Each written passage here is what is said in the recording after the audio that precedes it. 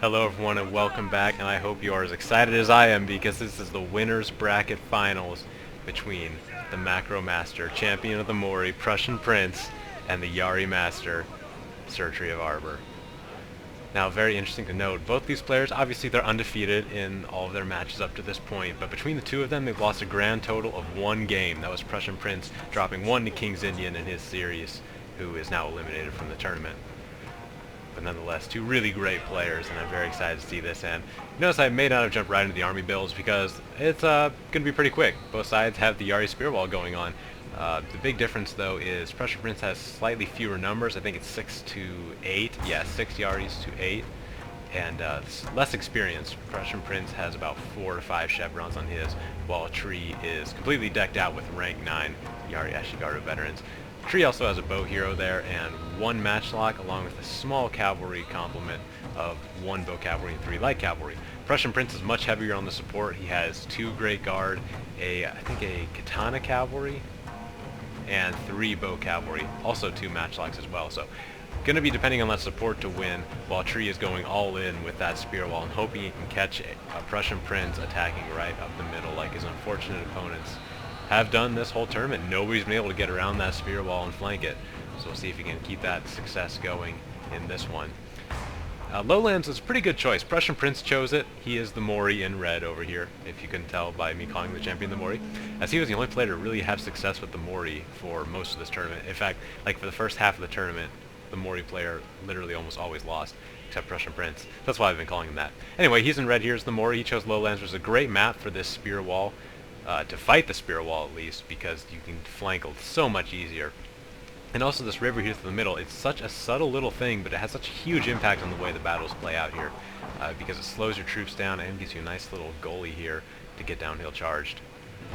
So he's going to maybe try and lure him into the water and then flank him and just try and catch him in a really bad spot. But speaking of really bad spot, the cavalry for Prussian Prince is being very daring in this and moving up to the matchlocks, who got a pretty good shot off there and killed a good number. You see their dead bodies there of the cavalry. So one weakness this Yari Ashigaru Spear Corps would have, it doesn't matter how experienced your troops are, the Yari Ashigaru still have low armor and are very weak to missiles, so these 3 bow cavalry should be able to do a ton of damage if Prussian Prince is careful.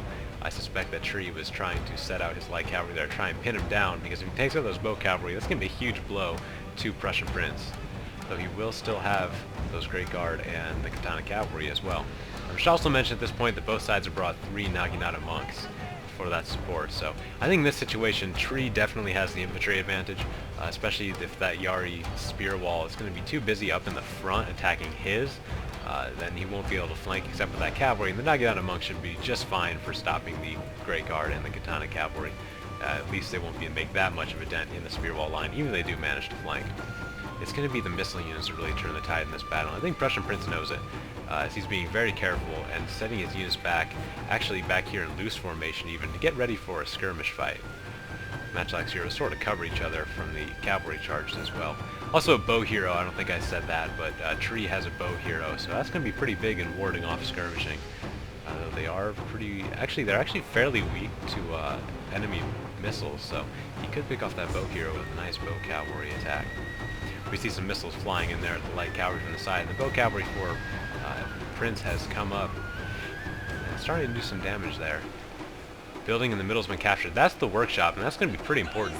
As a workshop gives you that armor bonus to defend against the skirmishing, and plus the armor and defense is always good for that spear wall, so that's a pretty nice advantage there.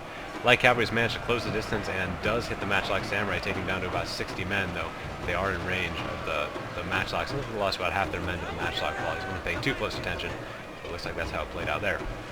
More light cavalry coming up, and this might be very bad for Tree. If he loses all of his light cavalry here, he'll have really no answer to that bow cavalry except that 1 bow hero, which honestly isn't going to be enough to really scare off that bow cavalry, especially if Prince does a good job on his micro. So 1 light cavalry is gone, 1 is wavering at 8 men, and there it goes.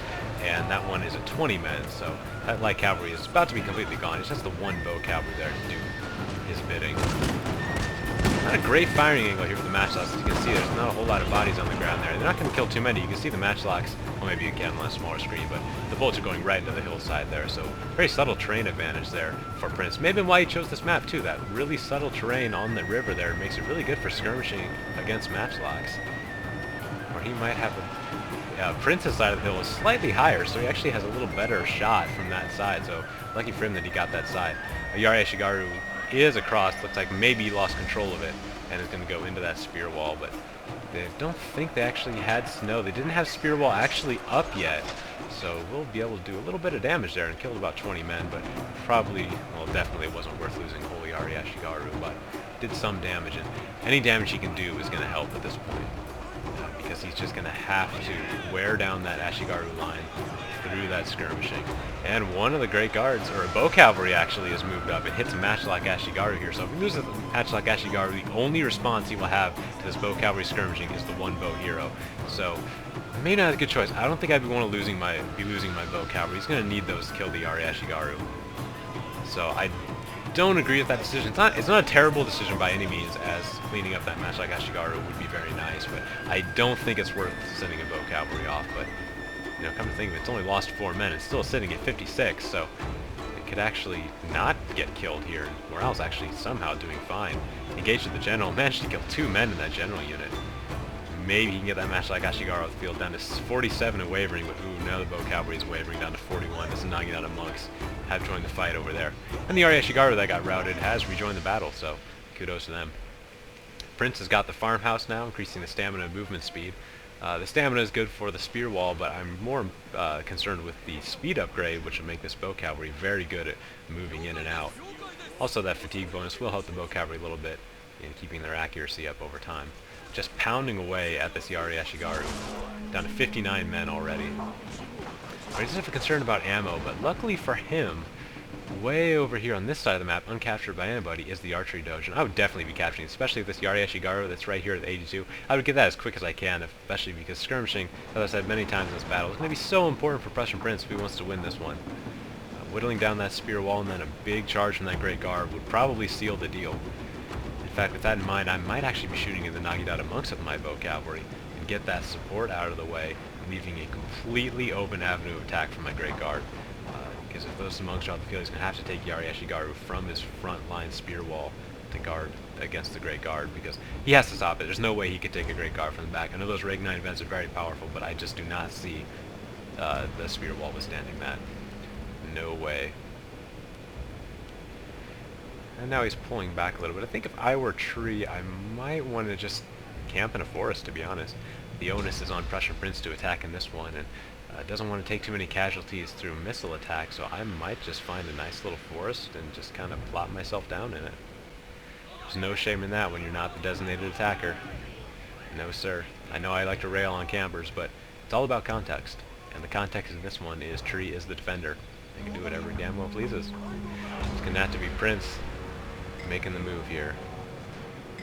Very interesting that he chose the spear wall. He obviously knew that Tree is doing the spear wall. It's been one of the more controversial builds in this tournament. Some people claim it's overpowered, and maybe it is a little unbalanced, but I don't think it's broken by any means. And people keep saying it's been smashing everybody's army, which is true, but that's because nobody in this tournament has managed to flank it.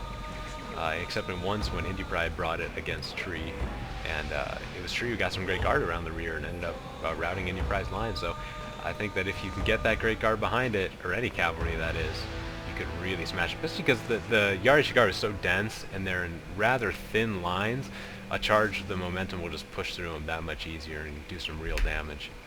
Speaking of doing damage though, the bow hero is skirmishing with a Naginata monk, and this unit's already down to 92, make that 87 men.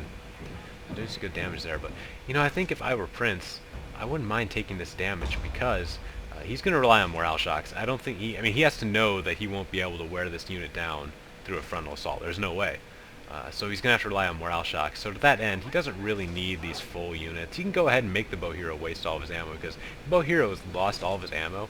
He will literally not have a single answer to the bow cavalry, and he'll just be able to skirmish all day long, and we will be sitting here watching it for as long as it takes. The archery dojo has been captured. The bow cavalry is now moving over to this side, interestingly. Going to try and skirmish from this angle. The Great Guard have repositioned themselves, spread out a little bit to maximize the micro Tree will need to defend against this. The Tree again repositioning. Just knows he can sit there. This line of trees right here, this big thick stand of trees, is actually pretty important for this map, especially being right here by the river where the battles usually end up taking place, at least the infantry battles. It really makes it hard to skirmish. And so he might be moving his bow cavalry around just to get a better shot. Don't want to be shooting through the trees if you don't have to. Even though he technically does have infinite ammo with this archery doge. He has to park his bow cavalry next to it and reap the benefits. More arrows going into the Yari Ashigaru. This unit's down to 120 men. So taking some serious casualties. The one we saw way over on this side was down to 52. But still in decent morale. The rest are in pretty good shape, pretty much untouched. This one's at 130, 150, 108, 112. So, done some okay damage here with the bow cavalry early. And, like I've said many times, it's going to be very important. And now it's Prince that's redistributing his forces. All those Yari Ashigaru are making a wide circle, and maybe he's going to try and envelop Tree, which is definitely a good idea. Much better than attacking head-on, at least. Bow cavalry just hammering. Much like Ashigaru moving out to respond. I think I just want to get these guys off the field, just so I don't forget about them and take a bad shot to my bow cavalry. With only 40 men, they will probably rout after a couple volleys. And again, if you're Prussian Prince, you have infinite ammo at this point with that archery dojo. It's probably why he moved his bow cavalry over there, just so they'd be really close to the dojo and be able to easily replenish their ammo. But Prince is going to see maybe an opportunity here to sneak in this Great Guard, being very sneaky, hoping that Tree is distracted a little bit. And he has actually left his general pretty wide open here. He could get a shot off. Is he? No, looks like he's going to get scared away by the monks that moved into position just in time to block the Great Guard there. But if he takes out the general before the infantry battle starts, it's going to put him in a great position. The Ashigaru don't like morale shocks like that.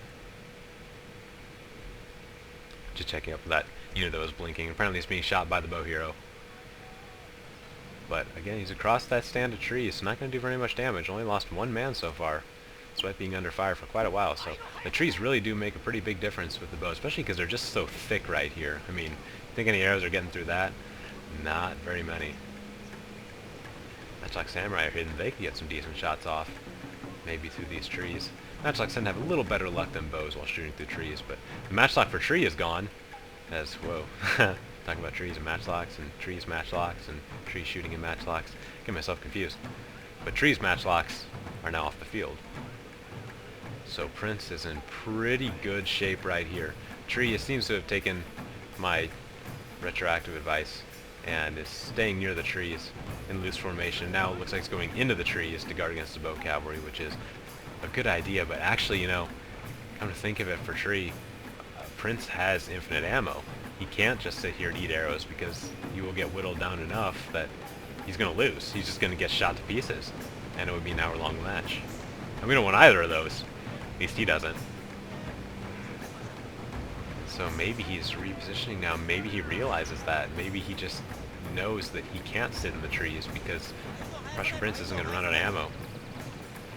To that end, I wouldn't be risking my Great Guard if I were Prince. There are some really tantalizing openings with the general right there, but I just wouldn't risk it at this point. He has a very strong position. I think he definitely has the advantage. He can skirmish all day with the bow cavalry. Don't throw away any advantages that you could use eventually later in the battle. Matchlock Samurai looks like they've been popped their increased range, but probably did that just before trees started moving, and that will end up being a bit of a waste. Or not. They just shot. Only killed 1, 2, so not the best use there of the matchlocks, but it's on a timer. It'll cool down. And he can also, oh man, he can skirmish with these matchlocks too. Great Guard moving in, and what a nice shot there. This Ashigaru is down to 60 men, so he's just going to pick away at this spear wall. That's the problem with this spear wall, at least the way Tree does it. Putting so much Koku into the spear wall, there's just so little support. And once he loses that one matchlock Ashigaru, takes some bow hero hits, and light cavalry gone, he just has no support for this. And so Prussian Prince is going to be able to whittle away at this all day long. I think that Tree's going to have to attack. Maybe he notices that. He's moving forward. Maybe he realizes he has to attack. And he's right. He does have to attack. There's no way he can just sit there. It's one good thing. I always say, no matter how much you love infantry or melee, it's always good to have at least, you know, one bow unit or two, just because when you don't have any ranged units, you cede the battlefield to your opponent, and they get control of the map, and they can sort of dictate the battle and make you attack them, because you can't just sit there and take it. So Prince's line seems to be a lot more organized than Tree's, at least initially. We'll see if his 5-star Yaris can hold their own against the 9-star. Tree's dedicated all of his troops into melee except this one Naginata monk, so his general is completely 100% exposed. The Great Guard can jump on this right away. He's going to be able to win. And there's wavering. Tree's line is crumbling. 1, 2 are gone. 2 of the original 8. Here comes the big charge. We'll see if this does it. Big morale hit there, down to the red and wavering. And the matchlocks are shooting, got a nice angle right there. That's going to send that field off the battlefield. Unit off the battlefield any second. There it goes. Prince is definitely in control here. Katana Cavalry is now moving. Unfortunately, it's a frontal assault, but gets some nice momentum and plows right through that spear wall. Meanwhile, the Great Guard is sandwiching the general from both sides, now down to 19 men. Now, unfortunately, on that side, his Yari Ashigaru line is gone, but he still has his reserves of Naginata monks. 1 Yari Ashigaru there coming in just to hold him down. The Great Guard is diverting themselves now to the Ashigaru spear line, so it looks very good for Prussian Prince right here, and it looks like he will hand Tree his first loss in the entire tournament. But he does have some wavering, so it's definitely not over yet. Another Yari Ashigaru is moving in from the sides. He's going to try and squeeze. 1 going for the general. The general's at 10 men now. Doing it. 9. Got a nice charge. 8. Might just hold their own here against the general. Lots of routing, and Tree still has a nice little center there, but they're disorganized and are not in that organized spear wall that makes them so strong. General's down to 6 men now. Looks like he's pulling it out and trying to save his general here. Yari Ashigaru for Prince is in pursuit. Here come the Naginata monks. Maybe a big war cry here could end this battle. Yari Ashigaru there, 62 men. But you know, even if he loses this melee engagement, there's honestly nothing wrong with him just taking his bow cavalry and running around the map. Seems a little lame, but he's attacking with the bows, and if you can't catch up to him, that's your fault. So even if he does lose all of his infantry here, he can still use that bow cavalry to maximum effect. As long as he has that dojo, he can, you know, just keep replenishing his ammo as well. Matchlock's got a nice shooting angle into the bow hero, down to 3 men and wavering. General is gone for Tree. I don't think I mentioned that. Prussian Prince is in a stand to fight. There goes the mass wavering for Tree, and Prussian Prince just handed Tree his first loss of the tournament. What a great and patient battle by Prussian Prince. I'll see you back in the main menu. What a very good battle. Very sort of exhausting, and just the amount of micro it took to win that for Prussian Prince. And I think Tree of Arbor is going to have to change up his strategy. This spear wall can only work for so long before people start to notice and think of ways to counter it. And I think that Prussian Prince had the counter going. That big skirmish army was exactly what he needed, because it forced Tree to attack him. He couldn't just wait and try and funnel them into the middle. He had to move out himself, and with losing all of his support units early, the Great Guard was able to just do some serious damage there once the melee lines met, and just won the battle there. Wow, what a great battle. So patient there. 16.5 minutes. Very long battle as well, but a lot of fun to watch. I'll see you all in Game 2, where we'll see if Tree of Arbor can take it back, or if Prussian Prince will sweep his way into the grand finals. Thanks for watching, everybody.